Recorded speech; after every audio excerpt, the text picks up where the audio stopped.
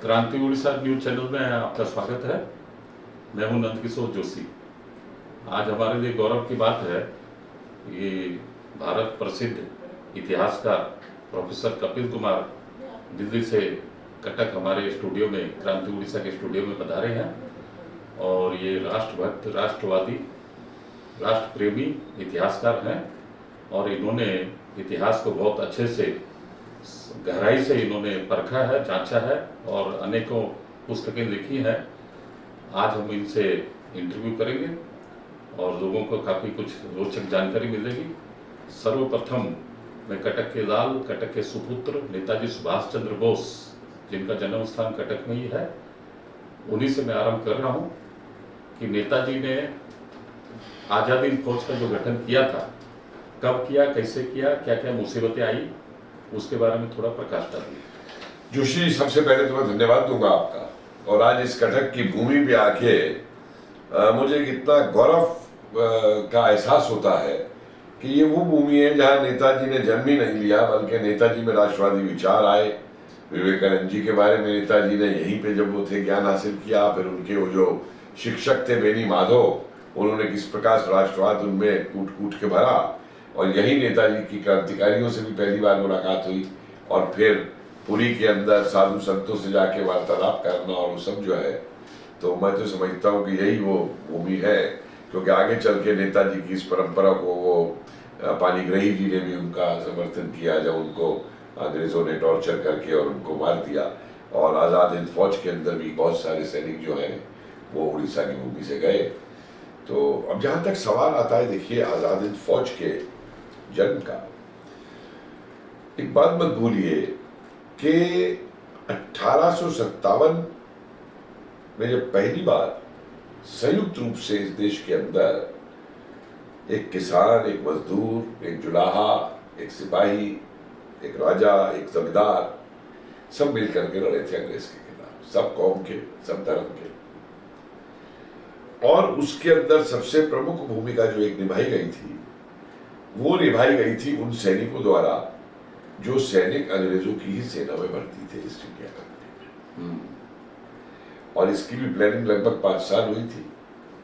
नाना साहब थे, बांदा का नवाब था, रानी झांसी थी, तात्या टोपे थे, अजीमुल्ला थे, कई लोग थे जिन्होंने इसकी प्लानिंग की थी 5 साल तक। कंवर सिंह थे। तो उस प्लानिंग में ये एक बात नीत थी कि जो अंग्रेजों की सेना है, अगर उसी से विद्रोह कराया जाए तो हमें और शक्ति मिलेगी। और इसीलिए वो कमल का फूल लाल रंग का जो चलता था, उसका मतलब ये था कि एक कमल के फूल में 27 से 30 पंखुड़ियां होती हैं और एक अंग्रेजी रेजिमेंट में 27 से 30 सैनिक होते थे। अच्छा। तो लाल रंग उनको जाए और विद्रोह करना है। इस तरीके से बहुत वृतांत मिलते हैं। मनिकाबाई थी मध्य प्रदेश में, वो अंग्रेजी छावनियों में जाती थी, नाच करती थी वहां पे। तो अंग्रेज तो अपना मस्त होते थे, ये सिपाहियों को पुड़िया बांट देती थी कि इस तारीख को अंग्रेज तो दारू पी के मस्त हो जाते थे। हाँ, तो इसलिए इस तारीख को जो है विद्रोह करना है। और पेशावर से लेके और दिसपुर आसाम तक और नीचे तक, मतलब ये कोई ये नहीं था कि 2-4 जगह पे हुई है, सिर्फ पूरी देश भर में फैली हुई थी। लेकिन अब हुआ क्या कि 1857 में जब इसको दबा दिया गया, तो मेरा ये मानना है कि इस क्रांति को उन्होंने दबा जरूर दिया था, लेकिन जो लपटें इस क्रांति से निकली थी, उन लपटों ने एक चिंगारी का रूप धारण कर लिया। और ये चिंगारी जो है समय समय तक भारत में भभक उठती थी। ठीक बात। वासुदेव फाटके देखिए ना, जो महाराष्ट्र के अंदर सबसे पहले क्रांतिकारी हुए, फाटके भाई।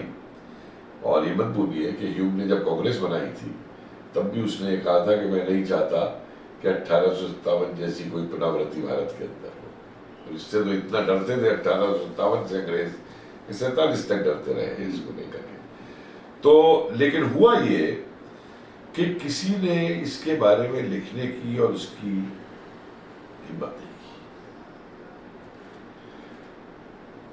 विष्णुदत्त गोडसे ने एक मराठी में किताब लिखी थी 1875 के आसपास, या कुछ उर्दू में 1-2 आई छोटी, लेकिन उनका कोई नहीं पढ़ा गया।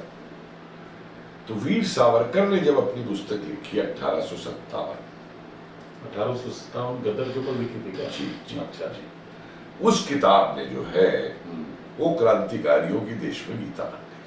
अच्छा।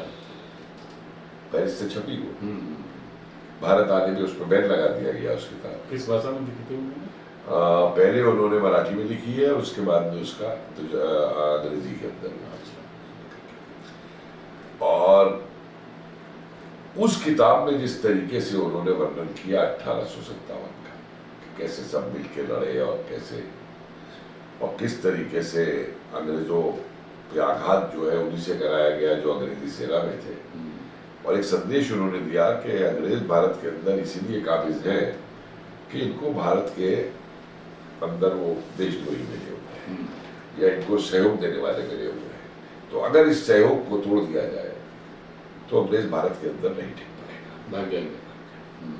तो यहाँ से क्रांतिकारियों ने जो उस समय यूरोप में मौजूद थे, जर्मनी में थे, इन लोगों ने वहां से इसको उठाना शुरू किया। और जब गदर पार्टी बनती है जाकर के अमेरिका के अंदर, और उसमें सब ये जर्मनी से भी लोग आते हैं, तो गदर पार्टी का उद्देश्य ये बनता है कि जो अंग्रेजी सेनाओं के अंदर भारतीय हैं, हम उनमें राष्ट्र प्रेम की भावना जागृत करेंगे और उनके माध्यम से ही अंग्रेजों के खिलाफ विद्रोह करा के अंग्रेजी सत्ता का भारत में समाप्ति की जाएगी। बहुत अच्छी प्लानिंग थी। तो एक प्लानिंग ये थी और दूसरी प्लानिंग बनी रेवोल्यूशनरी जो क्रांतिकारी गतिविधियां हैं वो चलती है। आप सावरकर जी को देखिए कि उनके ऊपर किस तरीके से आघात होते हैं, और उस समय जो एक सावरकर जी ने एक और उदाहरण प्रस्तुत किया राष्ट्रीय को, जैसा उदाहरण बाद में आगे जाके नेताजी देते कि नेताजी की जो पनडुब्बी की यात्रा है 3 महीने समुद्र में, एक जर्मनी से जापान। हाँ, और एक पनडुब्बी से दूसरी पनडुब्बी में जाना, जबकि 70 फुट की लहरें हैं और एक डिग्गी में कूद जाना। उसी प्रकार सावरकर का अंग्रेजी जहाज से कूद के फ्रांस की भूमि के नजदीक और तैर के फ्रांस के कोस्ट पे आना, ये भी एक बहुत महत्वपूर्ण बात थी कि जो क्रांतिकारियों को एक संदेश था कि तुम्हें किस किस तरीके के जोखिम जो है वो देश की आजादी के लिए उठाने पड़ेंगे। ठीक बात। उसके बाद उनको अंडमान भेजा गया, बंद किया गया, तमाम यातनाएं दी गई, इतने साल रखा गया, मैं अभी उस पर नहीं आ तो गदर पार्टी ने जो प्लान बनाई थी, उस प्लान के तहत रास बिहारी बोस जो थे, इन्होंने पंजाब के अंदर जो कैंटोनमेंट थे उनमें घूमना शुरू किया था। अच्छा। वो वाइसरॉय वाले बम केस के बाद जो दिल्ली बम केस में, ये जो नेशनल असेंबली के ऊपर जो नहीं, नेशनल असेंबली थी, नेशनल असेंबली तो भगत सिंह वाला, ये चांदनी चौक में जो वाइसरॉय में फेंका गया था। अच्छा। बम फेंका गया उस समय की बात। तो लेकिन वही हुआ जैसे हमारे देश में होता रहा है और आज भी हो रहा है, गद्दारों के अंदर हमारे यहाँ कोई कमी नहीं है। तो किसी गद्दार ने उससे वो बात लीक आउट कर दी, तो लाहौर कॉन्स्पिरेसी के केस के नाम से इन लोगों ने उसको चलाया, अंग्रेजों ने, जिसमें कई लोगों को फांसियां दी गई, कई लोगों को देश निकाल दिया गया, कईयों को अंडमान भेजा गया, कईयों को 7-7, 8-8 साल की सजाएं दी गई, और कई तो बेचारे मरी गए ट्रायल के दौरान, जिस तरीके की जाती हुई। लेकिन उस केस को लेके भी हमारे कांग्रेसियों ने कुछ नहीं किया। तो रास बिहारी बोस उस समय पकड़े नहीं गए। अच्छा। वो निकल आए और उसके बाद में वो भारत से जापान जाते हैं, और जापान जाने में उन्होंने रविंद्रनाथ टैगोर जो है ये दिखाया पासपोर्ट लेने के लिए कि मैं इनका सेक्रेटरी हूँ। अच्छा। और यहाँ मैं एक बार और बताना चाहूँगा कि गुरुदेव के बारे में कोई भी कोई धारणा रखता हो, मैं भी पहले कोई अच्छी धारणा नहीं रखता था, लेकिन जब मैंने क्रांतिकारियों से उनके संबंध और ये सब देखे हैं तो एक बात बड़ी स्पष्ट हो गई है कि गुरुदेव अंग्रेजों से जो भी कहते हो करते हो, लेकिन वास्तव में वो क्रांतिकारियों के पितामह थे। अच्छा।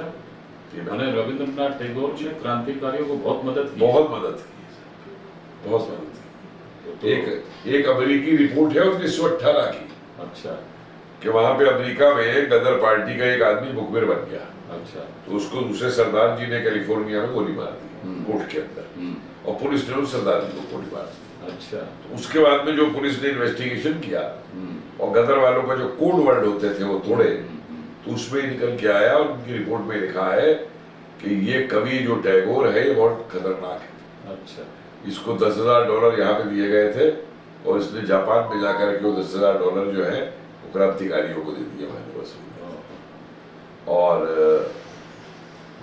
फिर मैंने भी कुछ और शोध की तो देखा कि जिन जिन देशों में रविंद्रनाथ टैगोर गए सुदूर पूर्व के देशों में, सब जगह इंडियन इंडिपेंडेंस लीग बनी। और रविंद्रनाथ टैगोर विदेशों में गए हो? जी, अच्छा। रविंद्रनाथ टैगोर जी के फोटो है राज बिहारी बोस जी के साथ अच्छा। वहां पे जापान में गए? टोक्यो के अंदर अच्छा। मौजूद पूरे के पूरे। और आप ये देखिए जापान में राजा महेंद्र प्रताप सिंह भी मौजूद थे। और इससे वो पहले राजा महेंद्र प्रताप सिंह जिन्होंने अफगानिस्तान में जो सरकार बनाई थी। अच्छा। जी, अलीगढ़ वाले। अलीगढ़ वाले जी, जिन्होंने एएमयू को भी जगह जी जी जी, वही राजा महेंद्र प्रताप सिंह। तो सबसे पहले 1915 के अंदर ही, जब ये इधर तो लाहौर वाला फेल हो गया, ये सिंगापुर के अंदर भारतीय सेना ने विद्रोह किया था अंग्रेजों के खिलाफ। अच्छा। और 4 दिन तक सिंगापुर जो है वो सैनिकों के कब्जे में रहा था। तो अंग्रेजों ने उसे दोबारा जीता और फिर वहां पे इन्होंने, अंग्रेजों ने जो है उनमें से 56 लोगों को गोली मारी, कितने लोगों को, फिर वही जो इनका तांडव चलता था शोषण करने का और दबाने का, वो किया इन्होंने अंग्रेजों ने। तो ये एक परंपरा बन चुकी थी हमारे यहाँ कि हमें अपनी सेना बनाए या जब भी लड़े या करें तो उसमें एक ये तरीका हमारा रहेगा कि जो अंग्रेजी सेना है उसको हम उसको उसके अंदर जो भारतीय हैं उनको अपने साथ लें। हाँ, साथ। और ये जाकर के द्वितीय विश्व युद्ध के अंदर बड़े प्रबल रूप से सामने आया। 1938 में 39 में नेताजी से इनके संपर्क, सबके संपर्क थे। जापान के कंसुलेट के माध्यम से कलकत्ता में राज बिहारी बोस, महेंद्र सिंह या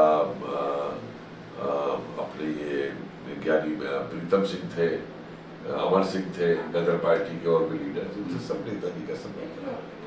कलकत्ता में जो काउंसिल था उनके माध्यम उसके माध्यम से अच्छा। इनका लगातार रहा। और उससे पहले भी जब नेताजी यूरोप में रहे, समझिए 34 से लेकर जब इनको देश निकाल दिया गया था, तब भी यूरोप के अंदर इनके बहुत संबंध जो है। अच्छा। और तभी से इन्होंने यूरोप के निवास के दौरान से ही सारे भारतीयों को वहाँ इकट्ठा करना प्रारंभ किया था। इनको उस समय विठल भाई पटेल ने भी जो है पूरा समर्थन इनको दिया था और ये आशा व्यक्त की थी कि ये युवा जो है ये लीड करेगा अंग्रेजों के खिलाफ पूरे उसको। तो ये करते करते जब 1940 का समय आया, विश्व युद्ध शुरू हो चुका था और सेकंड वर्ल्ड वॉर शुरू हो गया। हाँ, 39 में हो गया था। तो उस समय राज बिहारी बोस जी के यहाँ से 2 व्यक्ति भारत आए। अच्छा। एक तो सती साहे आई, मतलब जापान से। आनंद मोहन साहे जी की पत्नी, उनको भेजा गया कि जाके नेताजी से बात करिए कि किस तरीके से हम फिर मिलके इसको रिवाइव कर सकते हैं और जापानियों से भी कैसे मदद की जा सकती है।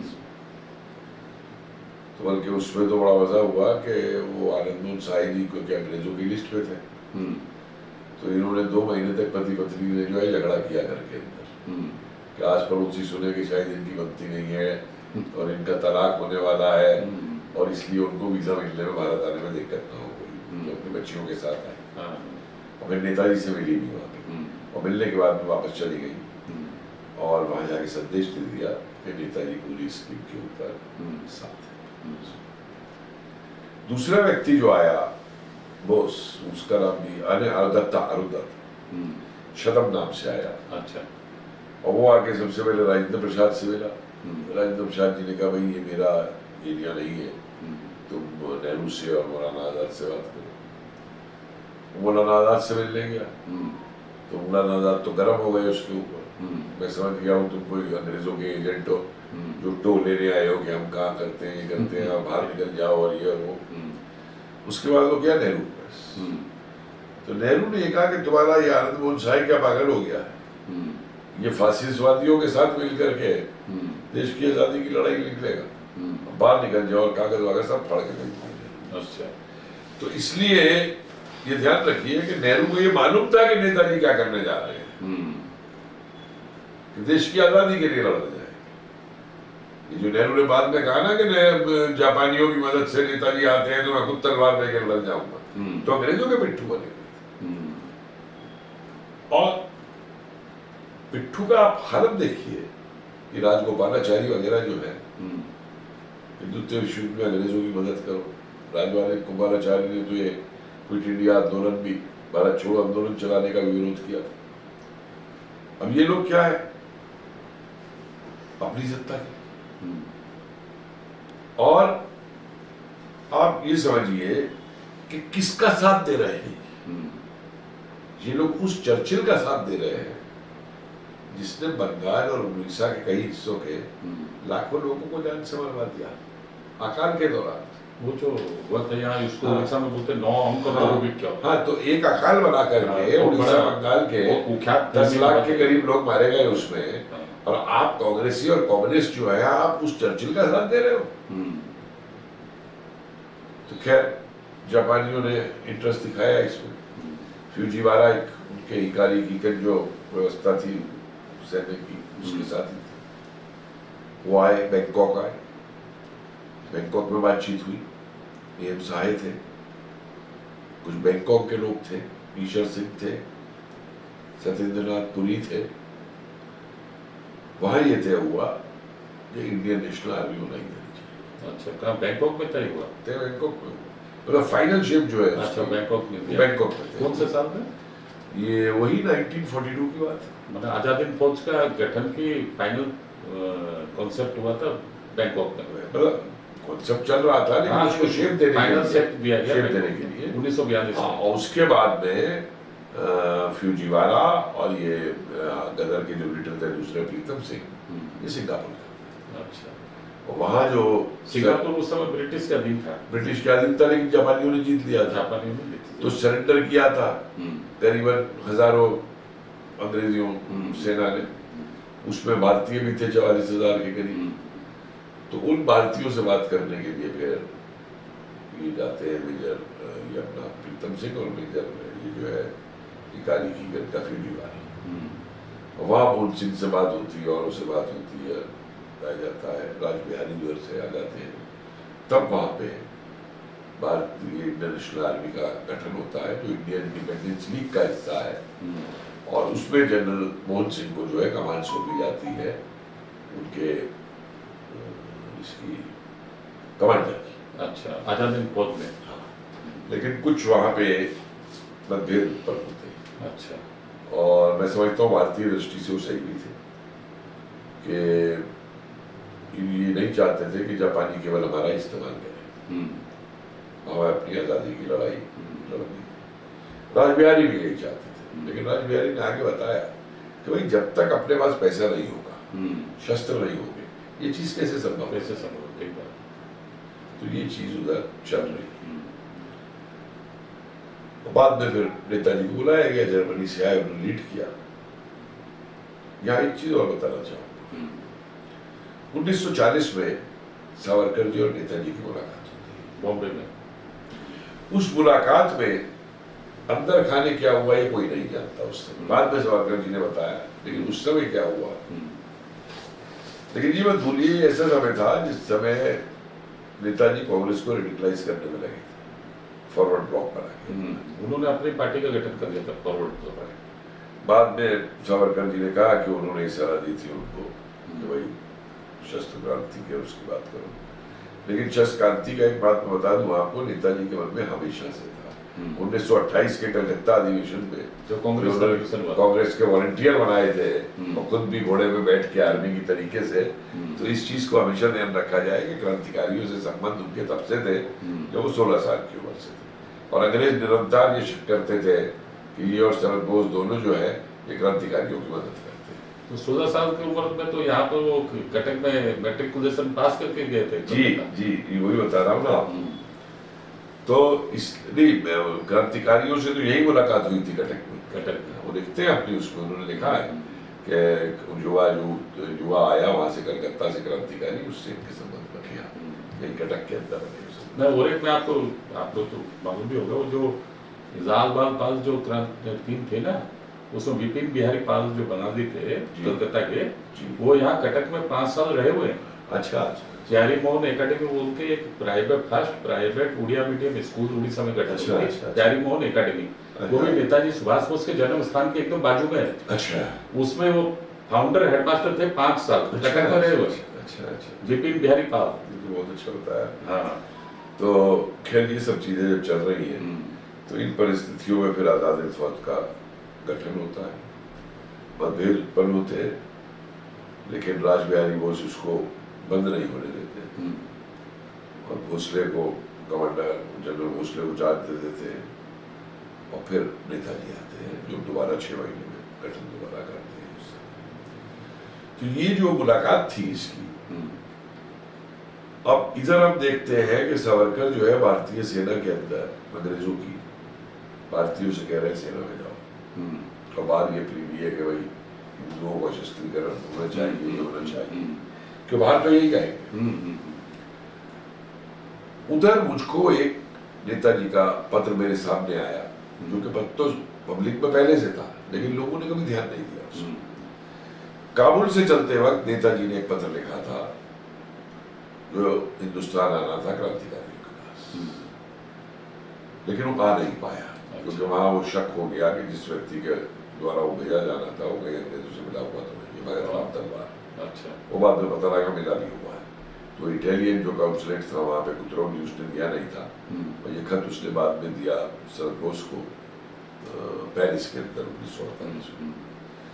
तो इस खत में बहुत सी बातें लिखी गई थी, बहुत इंपॉर्टेंट बातें थी कि भाई रेडियो स्टेशन कहाँ बनाया जा सकता है, हवाई जहाज कहाँ उतारे जा सकते हैं, ऐसी जगह ढूंढो, ये सब भारत के अंदर। हाँ, भारत के अंदर सीमांत प्रांत में खास तौर से, और सीमांत प्रांत जो अभी पाकिस्तान में, हाँ उस तरफ, क्योंकि हमला उधर से करने की बात थी।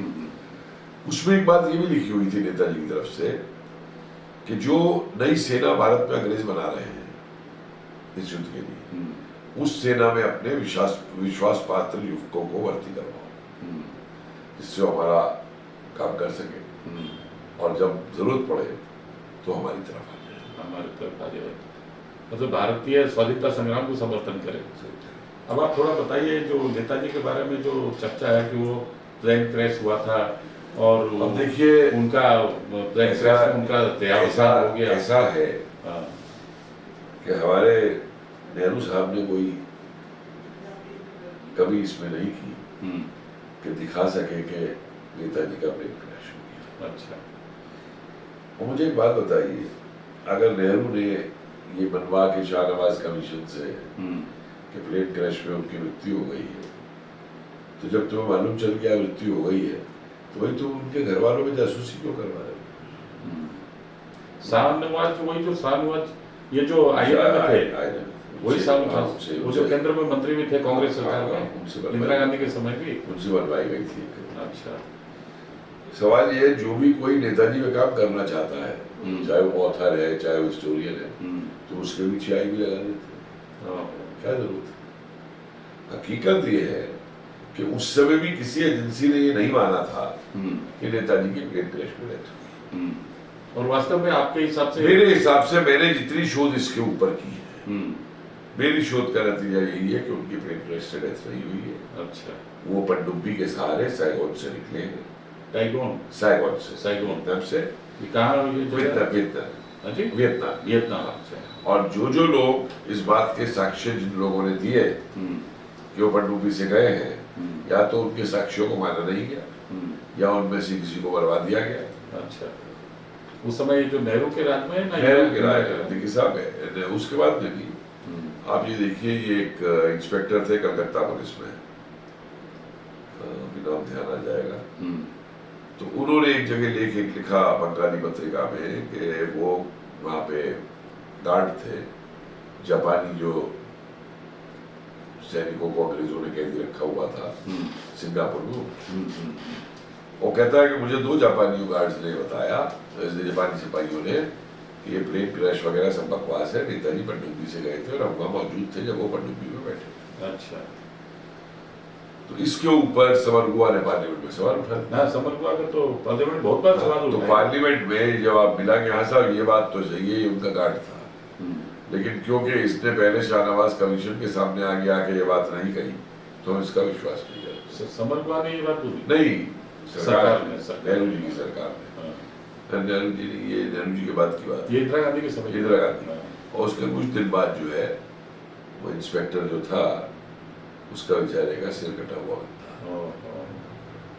ऐसे ही वो फॉर ब्लॉक कैंप भी थे चित्तवासु, उन्होंने वहां पे रूस में कहा वो तो कि भाई, हाँ कि भाई मुझे वो खबर मिली है, ऐसे साक्ष्य है मेरे पे कि नेताजी रूस में थे और मैं कलकत्ता आके बताऊँ। तो दिल्ली आ जाते हैं, वो बोले दस्तावेज लेके भी आ रहा हूँ। दिल्ली आ जाते हैं, दिल्ली से कलकत्ता के लिए चलते हैं, रास्ते में ट्रेन में मृत्यु हो जाती है। इसका मतलब साफ साफ है कि नेताजी सुभाष बोस के वास्तव में प्लेन में क्रैश हुआ नहीं और जबरदस्ती झूठी खबर फैलाई। देखिए अंग्रेजों तक ने आखिरी बार फाइल पे लिखा है leave him where he is. अच्छा, इनको वहीं छोड़ दो जहां वो है। अच्छा, समझे? और ये 46 में लिखा है, 45 में नहीं लिखा। इसके अलावा मैं एक आपको और छोटा सा इंस्टांस देता हूँ। 22 मई 1946 के INA के सारे अफसरों की एक मीटिंग होती है दिल्ली में। अच्छा, सरदार पटेल उसको चेयर करते हैं, अध्यक्ष है, और स्वागत भाषण देते हैं अपना ये शाहनवाज का। और उस मीटिंग में उसके बाद में वो राष्ट्रगान भी गाया जाता है आजाद हिंद फौज का। आजाद हिंद फौज का एक अलग से राष्ट्रगान था क्या? नहीं, राष्ट्रगान तो यही वाला था, वंदे मातरम। हाँ नहीं, अपना जनगणमन, लेकिन इनके बाद शब्दों में कुछ बदलाव है। अच्छा अच्छा, और गाने के तरीके में भी बदलाव है। अच्छा, कभी आप गूगल पर डालिए, यूट्यूब वगैरह में मिल जाएगा। तो उसके ऊपर जो है राष्ट्रगान गाने के बाद में वहां 1 मिनट का मौन रखा जाता है। अच्छा, और वो मौन इसलिए नहीं रखा जाता कि नेताजी की आत्मा को शांति पहुंचाएगा। वो मौन इसलिए रखा जाता है कि नेताजी जहां पे भी है वो स्वस्थ रहे, आनंद मंगल से रहे।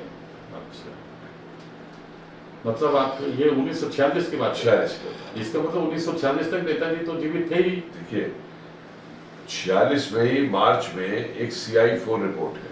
अच्छा, ये अंग्रेजों की इंटेलिजेंस की सबसे बड़ी डायरेक्टर्स की रिपोर्ट है, जो खुद ये कह रहे हैं कि बहुत सारी खबरें आ रही है कि वो जीवित है और इन खबरों को हम इग्नोर नहीं कर सकते। CIA की एक रिपोर्ट है 1946 कि मुंबई का डायरेक्टर जो था CID का, उसने उनको CIA वालों को बताया कि आदमी जीवित है, ये कहानी इसकी सही नहीं है कि ये मर गया है। तो इन्होंने फिर अंग्रेजों की सरकार ने, फिर बाद में नेहरू जी की सरकार ने, इंदिरा गांधी की सरकार ने ये क्यों लोगों के अंदर में भ्रम फैलाया है? देखिए तो भ्रम फैलाने में इनके कई भ्रम फैलाए हैं। 15 अगस्त को हमें आजादी मिल गई, यही सबसे बड़ा भ्रम है। उस दिन तो डोमिनियन स्टेटस मिला, आजादी कहाँ से हो गई? तो भ्रम फैलाने में तो माहिर है। सत्ता के लिए इन लोगों ने जो किया है, सत्ता में आने के लिए, शायद हो सकता है इसी जीवन में इनको उसका फल मिले। ठीक है। अच्छा, अब आप ये बताइए कि ये जो आजाद हिंद फौज के बारे में हम लोग सुनते हैं, कुछ पत्र पत्रिका में पढ़े भी हैं कि उनके पास काफी खजाना था नेताजी सुभाष का, उसका क्या हुआ? देखिए खजाना में इसलिए खैर हम शब्द इस्तेमाल कर लेते हैं कि वो था, ये उन प्रवासी भारतीयों ने, विचारों ने, जो सालों से बर्मा में, सिंगापुर में, इंडोनेशिया में, फिलीपींस में, थाईलैंड में, जापान, चीन तक, मैंने तो शंघाई तक की फोटो दी है, जो INA का कैंप था शंघाई के अंदर। INA का एक कैंप कुछ शंघाई में भी? बिल्कुल जी, शंघाई में भी था, शंघाई के गुरुद्वारे में।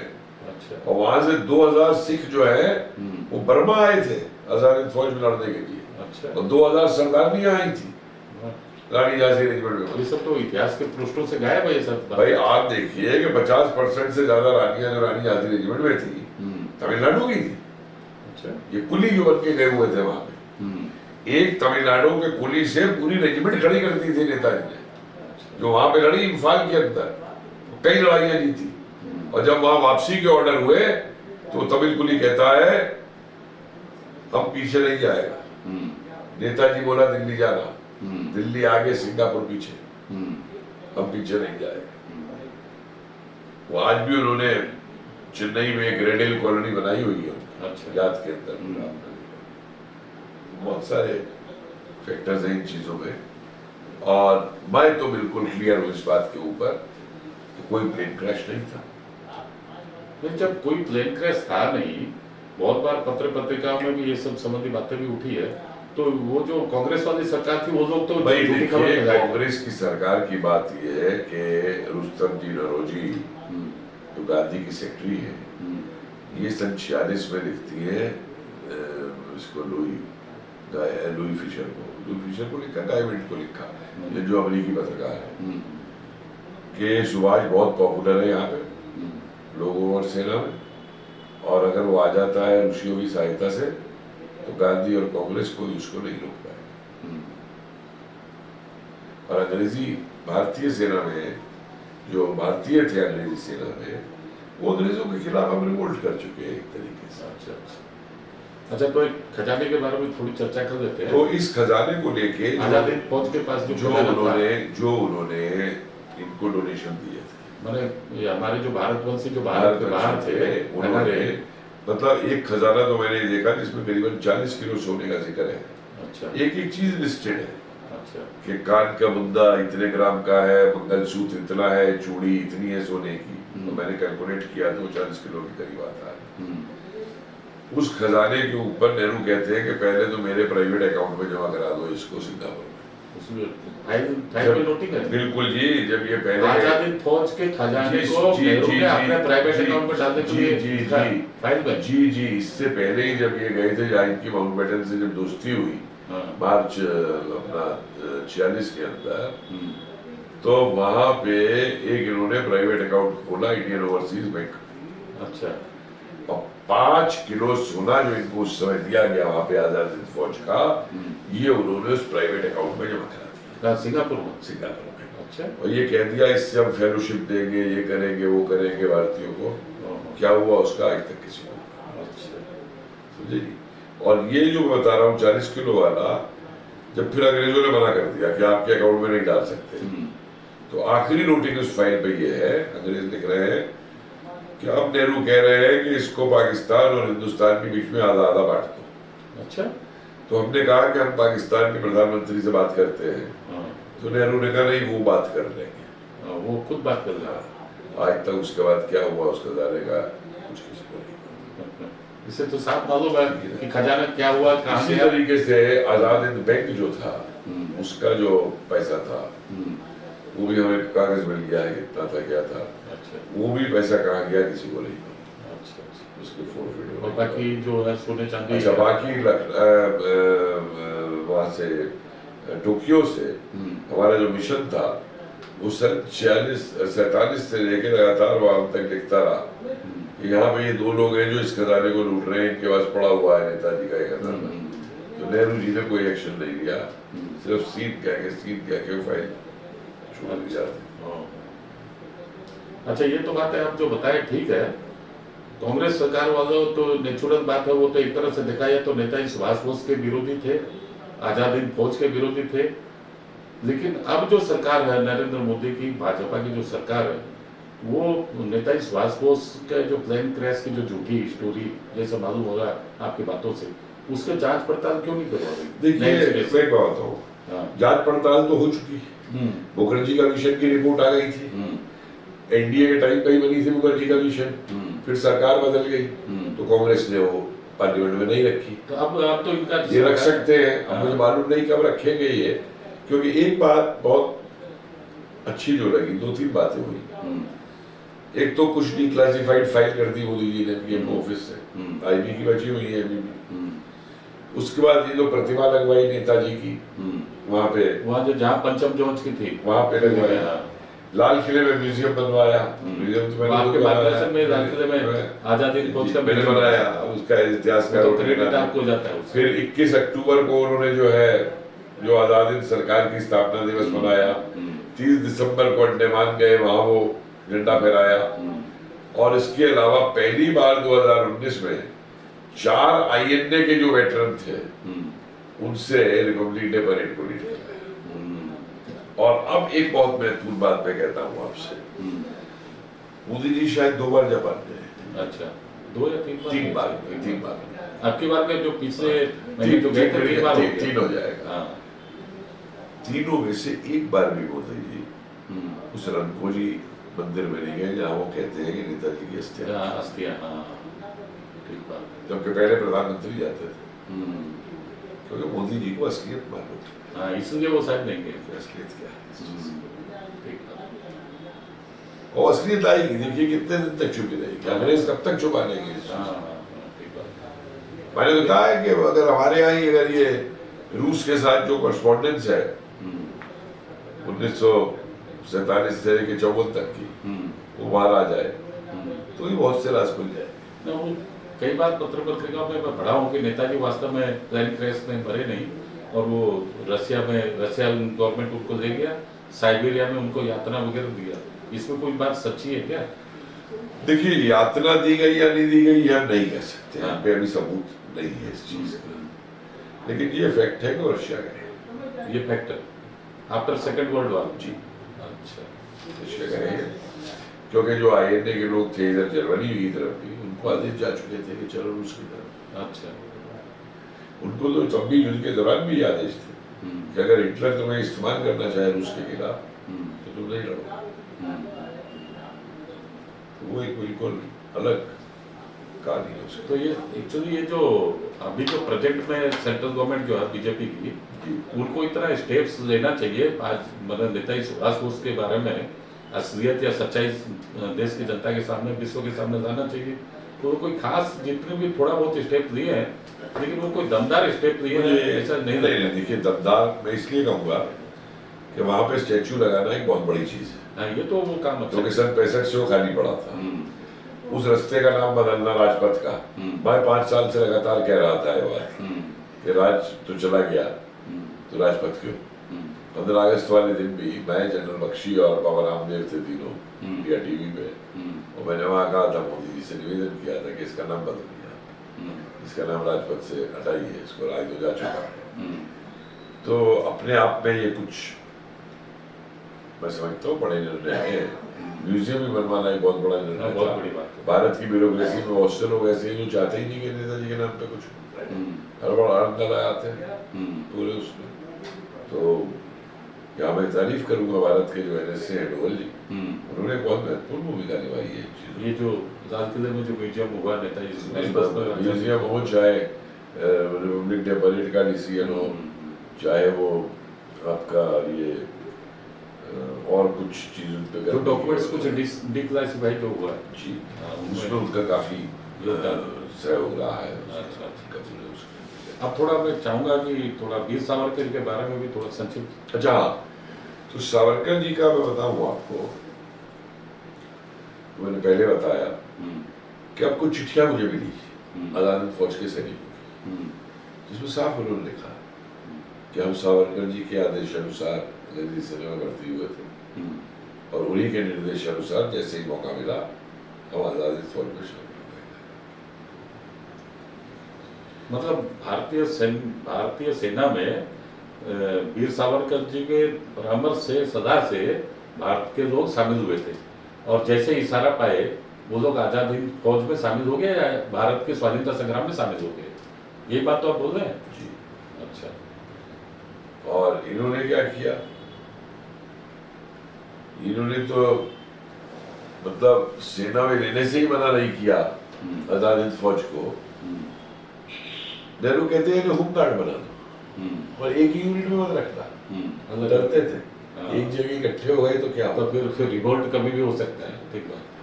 जो कमांडर इन चीफ है अंग्रेजों का 1945 में कह रहा है कि अब जो भारतीय सेना जो है ये सब लॉयल्टी हमारे लिए नहीं है, और अगर हमें भारत में रहना है तो 1857 की तरह मैं भारत को दोबारा जीतना हूँ, और मुझे इसके लिए 1 लाख रुपये सिपाही चाहिए। तो ये चीजें काफी अब निकल करके सामने दस्तावेज जो आ रहे हैं इन चीजों को बता रही है पूरी की पूरी। और नेहरू का तो देखिए रोल जो है ना, उसने केवल सेना में वापस रहने से मना किया, उनकी पेंशन भी नहीं दी, वो तो छोड़िए, उनको स्वतंत्रता सेनानी तक नहीं डिक्लेयर होने, जबकि बाकी जो लोग कांग्रेस वाले जो जेल गए थे उनको सबको स्वाधीनता संग्रामी का भत्ता मिला, इज्जत मिली और उनको ताम्र पत्र मिला इत्यादि, लेकिन वो आजादी फौज के सैनिकों को कभी वो सब मिला ही नहीं। बाद में मिला जाके है बाद में मिला। बाद में मिला उसमें भी आपकी नंदिनी सतपथी जी का बहुत बड़ा रोल था यहाँ से। अच्छा, इंदिरा गांधी को उसके ऊपर वो करने में क्या कि इनको मिलना चाहिए और इनको डिक्लेयर होना चाहिए, इनको स्वतंत्रता सेना। तो नंदिनी सतपथी भी तो हमारे कटक की बेटी है ना। जी तभी बता रहा हूँ आपको, उनका एक बहुत बड़ा रोल रहा है इसके अंदर। और अभी भी मैं इसीलिए बार बार चाह रहा हूँ कि बहुत सारे लोगों को आइडेंटिफाई किया जाए। मैं ढूंढ रहा हूँ जो आईने में थे, क्योंकि लिस्ट पूरी होनी चाहिए। और जिन लोगों पे अभी भी कुछ दस्तावेज हैं आईएनए के या मेडल है या कोई भी चीज़ है, मैं आपके चैनल के माध्यम से उनसे निवेदन करूँगा कि इन चीज़ों को सामने लाएं, क्योंकि अब ये चीज़ें इस समय यहाँ बोलेगी, लेकिन अगर आपने रख दिया तो फिर कल को अगली जनरेशन में पता नहीं कहाँ चली जाए, क्या हो जाए, तो कुछ पता नहीं चलता उसके अंदर। तो इसलिए वो ज़रूरी है। और आज मैं समझ रहा हूँ कि नेताजी को लेकर के काफ़ी एक जागृति बच्चों में आई है। और हम जैसे ऑथर भी जो है हिस्टोरियन काफ़ी प्रोत्साहित होते हैं कि 2 किताबें मतलब मेरी आ चुकी हैं अंग्रेजी हिंदी में, और एक किताब अब इस पर लिख रहा हूँ कि नेताजी मतलब अंग्रेजों ने भारत क्यों छोड़ा, उसमें निकल करके आएगा। और अंतिम कमेंट आपका? जी देखिए, मेरा अंतिम कमेंट ये है कि मैंने 46 साल से इतिहास में शोध कर रहा हूं। अच्छा। और जिन कारणों को हम बताते थे कि जिनकी वजह से देश पराधीन हो गया, कभी ये नहीं सोचा था कि अपनी जिंदगी में उन कारणों को बढ़ते हुए देखूं। कि जब मैं चीफ मिनिस्टर बन जाऊं, देश जाए भाड़ में, तो मैं अपने बस युवा साथियों से यही एक बात कहूंगा कि एक बहुत अच्छा संदेश मोदी जी ने दिया, जिसका आपने उनको बहुत अच्छे तरीके से सम्मान करते हुए जवाब दे दिया। अच्छा। उनको वोट करके, और उस संदेश को अब आप समझ चुके हैं। संदेश ये है कि युवा के भविष्य के साथ ही देश का भविष्य जुड़ा हुआ है, और देश के भविष्य के साथ ही युवा का भविष्य जुड़ा हुआ है। दोनों एक ही सिक्के के दो बाजू, दोनों एक ही सिक्के। और ये चीज आज के युवकों के बीच में कुछ समझ आ रही है। तो बहुत अच्छे शुभ संकेत है इसके लिए। ये युवकों को समझ में आ रही है। बहुत सारे ऑब्स्टिकल्स पड़ेंगे, बहुत सारे लोग आएंगे दिक्कत करने को, हमारे बीच हिस्टोरियन आएंगे। और 24 तक तो देखिए ये बहुत मसला ये लोग गर्म रखने की कोशिश करेंगे, देश को किस तरीके से देश को हरा दिया।